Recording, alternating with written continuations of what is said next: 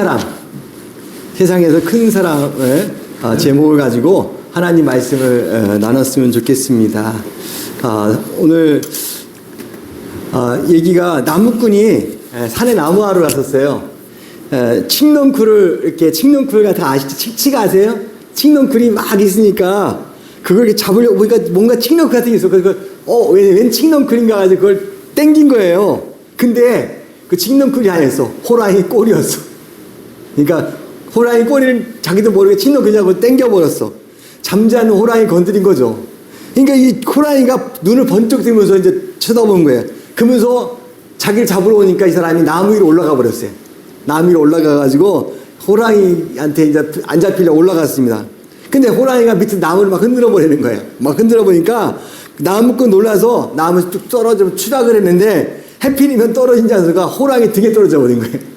호랑이 등에 딱 떨어진 거예요. 그러니까 호랑이 등에 딱 떨어지니까 이 사람도 당황한 거죠. 그러니까 호랑이도 자기 등에 그 나무가 떨어지니까 얘를 떨어뜨리려고 이제 막 가는 거예요. 그러니까 이 사람이 나무꾼이 호랑이를 꽉 껴안고서 안 떨어지려고 안간힘을 쓰는 겁니다. 결국 이 나무꾼을 뜨려고 호랑이가 막 띵박질을 하면서 가기 시작했습니다. 왜냐하면 자기가 죽기 살기로 붙잡고 있는 거예요. 떨어지면 죽겠다. 떨어지면 사자 밥 먹히니까 잡히니까 온 마음을 다해서 난 죽기 살기로 호랑이를 꽉 안고 있어 호랑이 등에 매달리면서 막 거기 있었는데, 마침 한 농부가 이 광경을 봤습니다. 하면서 밭에서 한절면서 열심히 일하고 있는데 이 광경을 보면서 나는 평생 일해도 이렇게 난 열심히 일만 하고 있는데 어떤 놈은 팔자가 좋아서 빈둥빈둥 놀면서 호랑이 등에 타고 다니면서 놀러 다니는 거 이렇게 저렇게 다니네. 그러면서 호랑이 자기 신세한테를 하는 거죠. 그러면서 그 호랑이 등에 타면서 가는 걸 놀러 다니는 거로 착각한 거예요. 놀러 다니면서 자기는 지금 일하고 있는데, 그래서 죽기 살기로 호랑이 등에 있는 그 사람을 붙들고 있는 나무꾼은 자기는 보이는 부러움의 대상으로 판단하는 것이죠. 잘못된 착각을 하게 된 것입니다. 자, 우리가 이걸 잘 생각하시죠. 우리는 남들이 보면 다 행복해 보이고 만족하면 나는 항상 불쌍하다고 생각해요. 나는 항상 비교합니다. 비교해. 나는 어리서 나는 부족하다. 이 이야기를 통해서 오늘 호랑이 등에 있는 그거하고 이 나무꾼과 이 농사꾼이 그 보는 거 보면서 나 자신을 바라봤으면 좋겠습니다. 인간의 비교의식이 있다는 것이죠. 항상 비교의식이 나는 항상 불쌍하고 딴 사람은 좋고. 그래서 그것이 우리를 불행하게 만드는, 비교의식이 나를 불행하게 만드는 거예요. 왜 나는 없지? 저 사람이 있는데? 막 이렇게 자꾸 하니까 자꾸 어리석게 되고 그것을 우리가 평가하면서 나 자신이 불행하게 자초하고 있는 것입니다. 그래서 우리는 처한 상에서 한 계단 올라가면 정말로 나는 행복해질 것이라고 생각합니다. 하나 올라가면 내가 좀 더 돈을 벌면 행복할 것 같다. 10만 원 벌면 행복하는데 또 20만 원 돼. 우린 좀 더 벌면 행복하다고 생각합니다. 그러나 올라가면 또 다른 계단이 있어요. 비교는 우리 끝으로 경쟁으로 오고 쉬지 못하게 만듭니다. 직장에서 저도 직장 생활을 했지만 사원을 있다가 대리가 돼요. 그 대리가 되면 또 뭐가? 과장 되고 싶어요.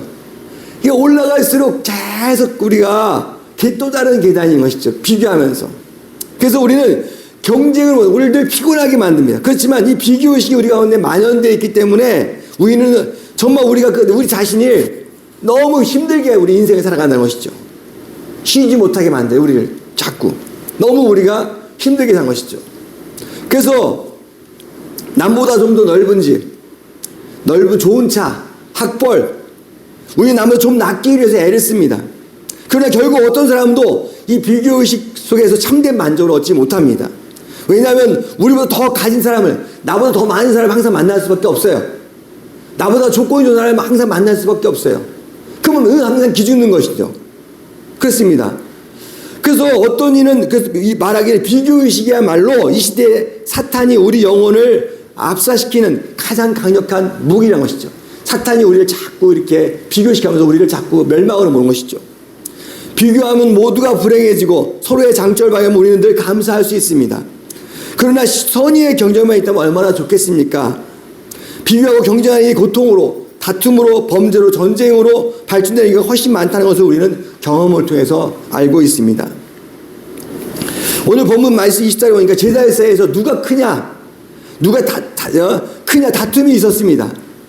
사실 이게 인간의 고질병이에요. 요즘 말로 누가 선임이냐, 누가 여기서 왕초냐, 누가 높으냐, 누가 위대하냐, 누가 더 영향력이 있느냐, 누가 인기가 많으냐, 이런 종류의 다툼입니다. 여러분, 사람이 모이면 항상 여기서 누가 대장이야, 누가 커, 비교와 경쟁을 합니다. 인간 내면 속에 깊숙이 사람은 언제나 있었던 고질적인 질병입니다. 여기서 누가 왕초야, 누가 가장 힘이 세, 다름 아닌 비교와 경쟁입니다. 누가 크냐는 문제입니다. 누가 더 위대하느냐, 더 높으냐, 이 타락한 인간의 본소 속에 살던 자기 중심적인 사랑 때문에 생기는 고질병이 비교와 경쟁입니다.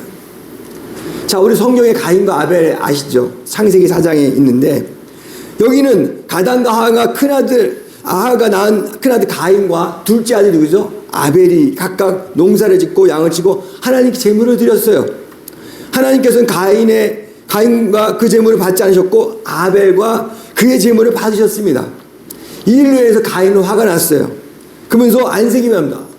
그리고 아벨을 돌판에서 쳐 죽였습니다.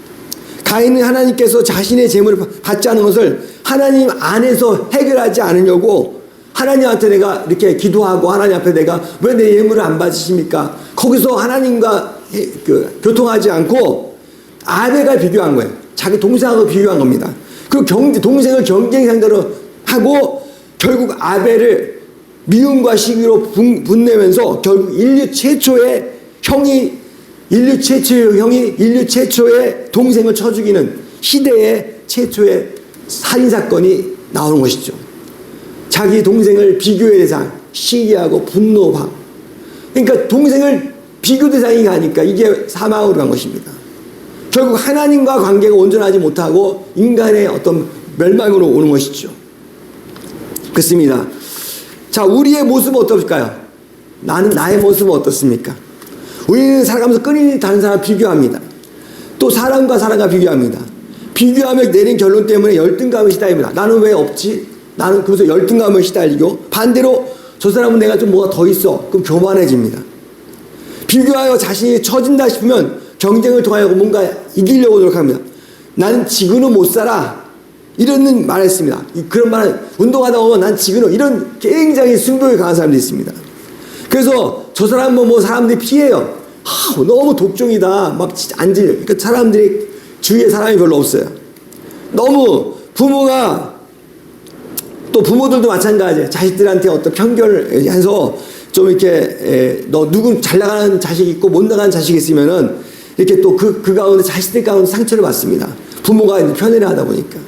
그래서 항상 우리는 누가 더 크냐, 누가 더 많은 것을 했냐, 비교하며 경쟁, 허세, 그것 때문에 우리가 열등감에 빠지는 경우가 있습니다. 자, 오늘 본문 말씀에 예수님께서 고난받으시고 십자가 주신 것과 부활하신 것을 두 번째로 말한 직후의 그 내용이 오늘 성경 말씀인데요. 그래서 예수님께서 어떤 말씀, 누구든지 내 이름으로 어린아이 영접하면 곧 나를 영접함이요.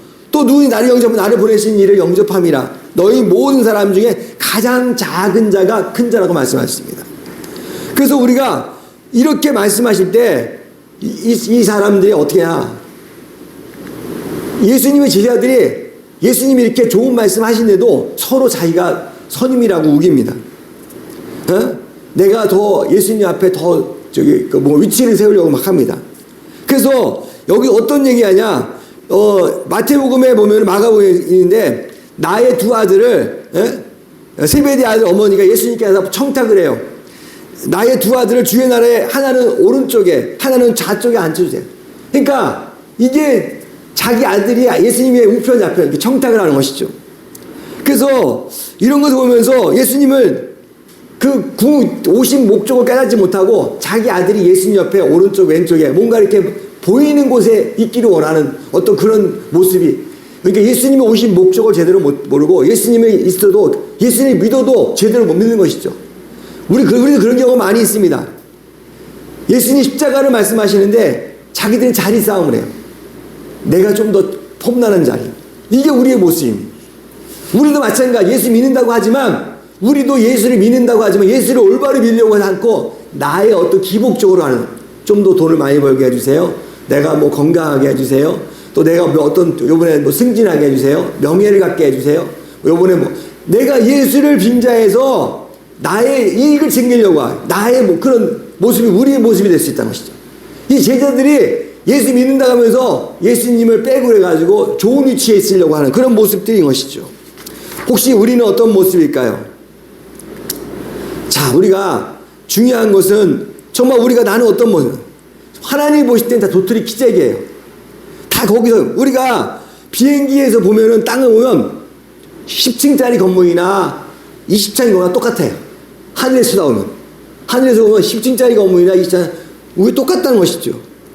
그래서 우리가 하나님이 보실 때는 우리가 아무리 잘나고 아무리 뭐 잘나가도 하나님 볼 때는 다 도토리 키재기예요. 우리 인간이 지 아무리 잘돼도 하나님 볼 때는 다 도토리 키재기예요. 거기서 거기 도찐개찐입니다. 그래서 우리는 비교하면서 할 때 우리가 많은 정신에너지가 소모됩니다. 우리가 정신에너지 소모되면 병이 많이 생겨요. 정신에너지란 뭐야? 우리가 휴대폰이 있지 않습니까? 휴대폰이 있어요. 근데 내가 게임을 많이 해. 게임하고 다른 거 인터넷 쇼핑 많이 해봐요. 그러면은 나중에 배터리가 다 소진돼가지고 휴대폰 전화가 안 되면 중요한 거는 전화기는 전화가 돼야 되잖아요. 근데 인터넷하고 게임하고 하다 보니까 배터리가 다 소진됐어. 정작 전화하려니까 전화가 못하는 거야. 이게 무슨 말이냐? 휴대폰은 전화하는 게 본질이에요. 전화 통화하는 게 본질인데 엄한데 다른 데 많이 쓰다 보니까 휴대폰의 본질을 잃어버린 것입니다. 결론적으로 충전을 해야 이제 전화를 쓸 수 있겠죠. 자, 우리도 마찬가지예요. 우리도 정신력, 비교하고 경쟁하고 이렇게 자꾸 우리가 하다 보면 정신력이 자꾸 정신에너지가 약해지면서 사람이 약해져요. 그러니까 정신적 에너지 자꾸면 결국 정신에너지가 약해지면 스트레스를 받습니다. 스트레스 받으면 삶의 의욕이 떨어지고 조금만 누가 도 짜증나고 이렇게 의욕이 떨어집니다. 정신에너지 다운되면서 몸이 자꾸 약해집니다. 결론적으로 이 스트레스를 받게 되면은 내가 비교하고 경쟁하고 이런 쪽에 에너지가 소진되면은 나의 기능들이 약해지면서 정작 내가 할 일, 학생은 공부를 하고 직장인은 회사에서 했는데 그걸 못하는 거예요. 왜냐하면 학교 가서 자꾸 잠이 오는 거야. 집에서 맨날 게임만 하고 잠 안 자고 하니까 이 스트레스 받고 오늘 자기 학생의 본분을 잃어버리는 것이죠. 그래서 우리가 신앙생활도 마찬가지입니다. 우리가 하나님 앞에서 정말 믿음으로 이렇게 사는 사람과 비교하고 또 어떤 그런 사람들하고 차이가 있다는 것이죠. 자, 근데 어떤 사람들은 이걸 합니다. 나보다 못한 사람을 보면은 내가 위로받을 수 있어. 이렇게 얘기하는 사람이 있습니다. 사실은 일시적인 것이죠. 근본 해결이 아닙니다. 항상 우리는 나보다 못한 사람을 만나면 내가 좀 더 이렇게 자족할 수 있지 않냐. 물론 그거를 의미 있는 말은 맞습니다. 그래서 나는 지금 전세 사는데 월세 사는 사람 보면 내가 난 저 사람 월세, 난 전세, 나는 성공한 사람이야. 이렇게 생각할 수 있죠. 그렇게 생각하면 나를 위로받을 수 있고 만족할 수 있는데 근데 우리가 항상 그렇게 할 수 있는 근데 그 월세 사는 사람이 집을 사버렸어. 그럼 내가 갑자기 기죽는 거 아니야. 갑자기 그 사람이 집을 사버리면 저 사람은 뭐지? 그럼 내가 갑자기 되게 불쌍한 사람이 되어버리잖아요. 그래서 우리가 항상 그렇게 하면서 위로받을 수는 없는 것입니다. 근본 해결이 아니에요. 그럼 어떻게 하면 좋겠습니까? 어떻게 하냐? 하나님 관계를 회복하셔야 돼요. 예수님께 집중해야 됩니다. 왜 예수님께서 십자가 지셨는지, 예수님의 그 십자가의 의미를, 예수님의 마음을 자꾸 내가 안고, 또 나에게 주신 하나님의 그 소명이 있어요. 사람마다 나에게 주신 그 소명이 있어요. 정말 나에게 주신 어떤 하나님의 그 어떤 사명이 있는데 그거를 하나님 앞에 묻고 기도하시면서 내가 있어야 할 자리에 있는 것입니다. 사람들과 비교하지 말고 하나님 앞에 집중하시면서 예수님이 나에게 원하시는 게 무엇인가, 예수님께 집중하셔야 돼요. 기도하시면서 하나님 내가 무엇을 하기 원하십니까? 내가 어떻게 하면 좋겠습니까? 예수님이 뭐라고 하시는지 하나님 관계 속에 기도하시면서 그를 회복하셔야 돼요. 그럴 때 우리가 비교하지 않고 항상 하나님 가운데 감사할 수 있는 거예요. 내가 어떤 상황 가운데서도 하나님 나와 함께 하셔. 하나님 나와 함께 하시. 그 하나님을 내가 믿음으로 고백할 때, 이 십자가 지신 그 예수님과 함께 할 때 성령 하나님의 위로가 우리 안에 있는 것입니다. 그래서 우리가 요한복음 21장에 부활하신 예수님께서 갈릴리바에서 고기 잡은 베드로가 찾아가셨어요. 네가 나를 사랑하느냐? 네가 나를 사랑하냐? 네 양을 쳐라. 네가 나를 사랑하느냐?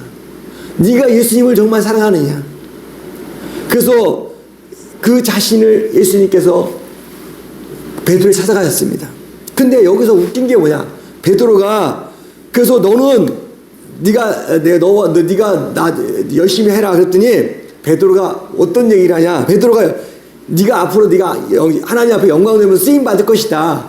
이걸 예수님께서 하시니까 마치 그 옆에 제자 요한이 옆에 있었어요. 그래서 제자 요한이 옆에 있으니까 예수님한테 물어보는 거예요. 그럼 요한이는 어떻게 쓰실 겁니까? 질문했습니다.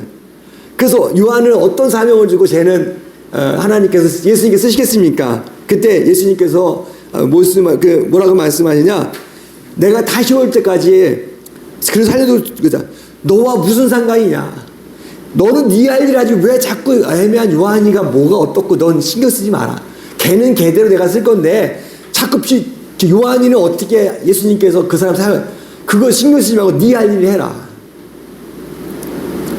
자꾸 우리가 예수님께 집중하셔야 돼. 그냥. 예? 우리는 그런 경험 많아요. 자꾸 저 사람은 어떻게 쓰인대? 저 사람은 어떤데? 저 사람은 어떤데? 이게 문제예요. 목사들도 마찬가지야. 성도가 몇 명인데 그게 무서운 사람이야. 지 목회나 하면 되지. 자꾸 그런 데 신경 쓰는 사람이 있어요. 자기 소임 하면 되지. 왜 자꾸 남의 거 신경 쓰냐 이거지. 그래서 베드로가 그랬어요. 그러니까 요한이는 어떻게 쓸 거냐.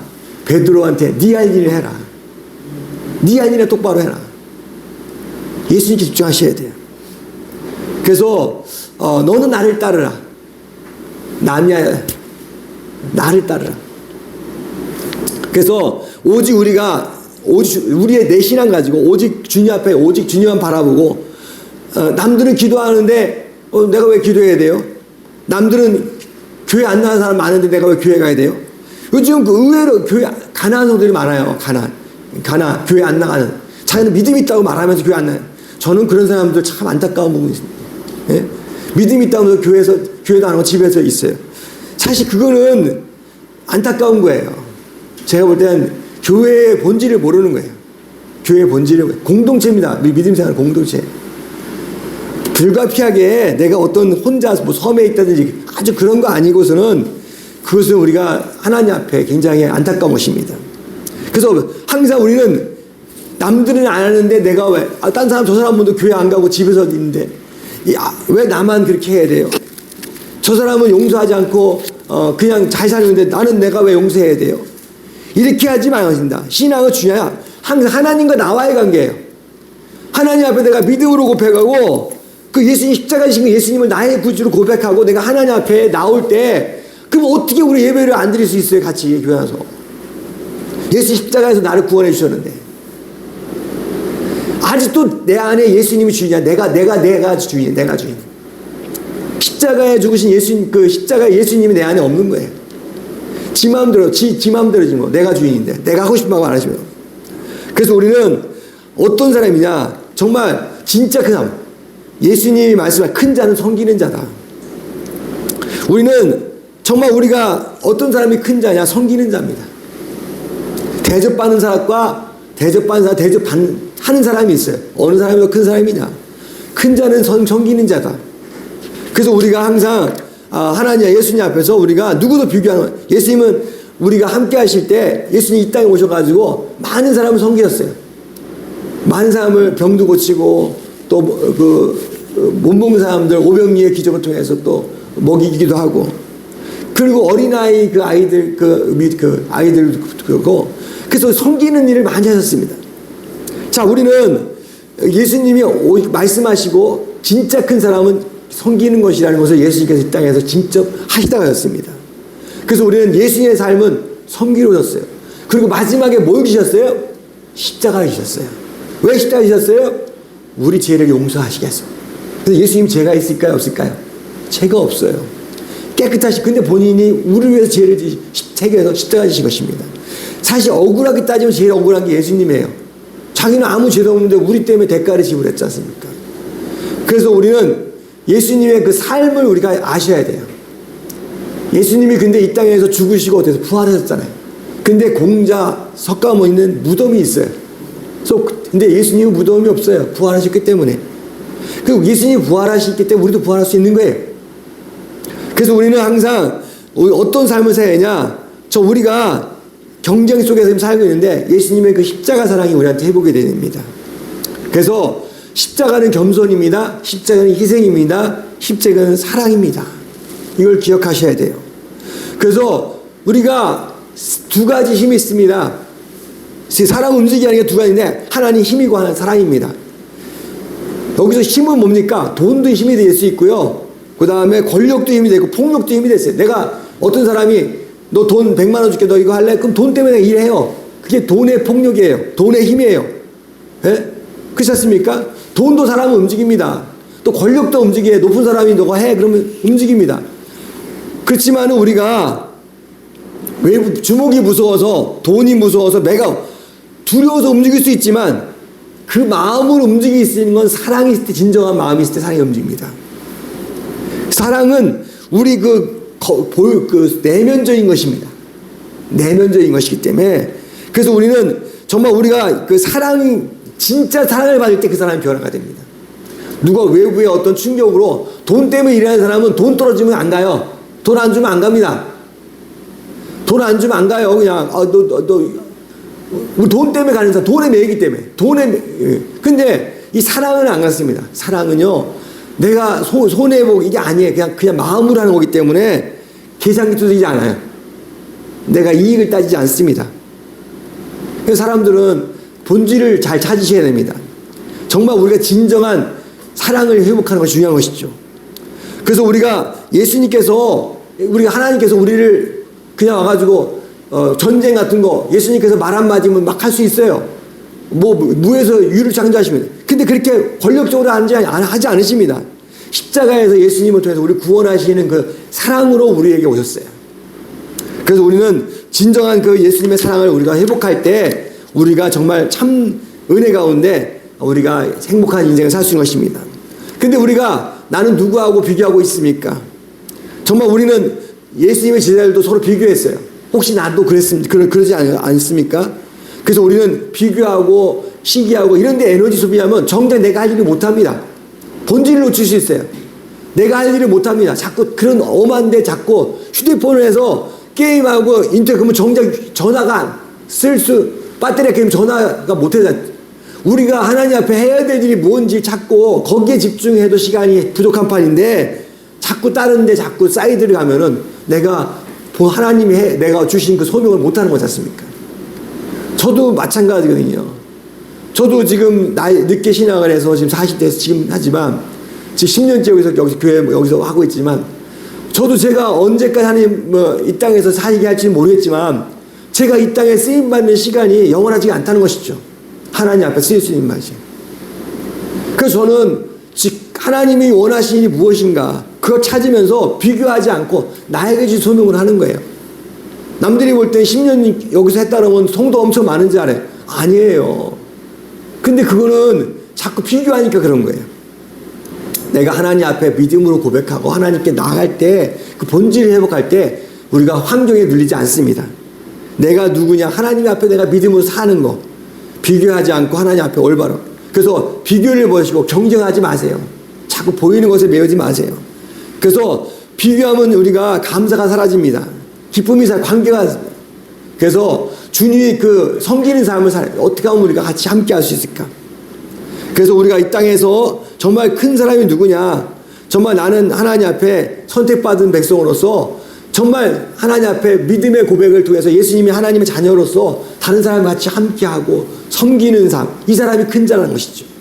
이 사람이 예수님의 사랑을 아는 사람이라는 것이죠. 예수 믿는 자의 모습이라는 것이죠. 그래서 우리가 오늘 말씀을 통해서 나는 어떤 사람인가? 정말 나는 어떻게 좀 살고 있냐? 비교하고 원망하고 좀 더 이렇게 부족하면 성질 내고 혹시 나는 어떤 사람인가? 예수님의 참사랑이 내 가운데 있나? 한번 점검하시면서 이 시간 예수님 내가 믿는다고 하지만 예수님 믿는 삶의 모습이 아닌 아직도 내가 주인이고 내 성질 충만. 우리 예수 믿으면 성령 충만이 돼요. 성령, 예수님의 마음인데 성질 충만, 지 마음대로 하려고 해요. 그러면 이거는 예수님 믿는 사람의 모습이 아닙니다. 그래서 우리가 정말 우리가 선택할 어떻게 살아야 될지, 혹시 내가 예수님의 마음을 혹시 잘못 알고 살고 있지 않은지 한번 우리가 점검하시면서 예수님이 너 나와 함께 해. 예수님이 나와 함께 하면 그 진정한 행복이 있어. 위로가 될 거야. 네가 나와 함께 하면 우리가 하나님의 모든 것을 협력해 선을 이루시고 우리의 삶을 만져주실 거야. 항상 우리가 그 예수님과 함께하는 그런 은혜가 우리에게 있기를 축원합니다. 우리 내 구주 예수 사랑 한번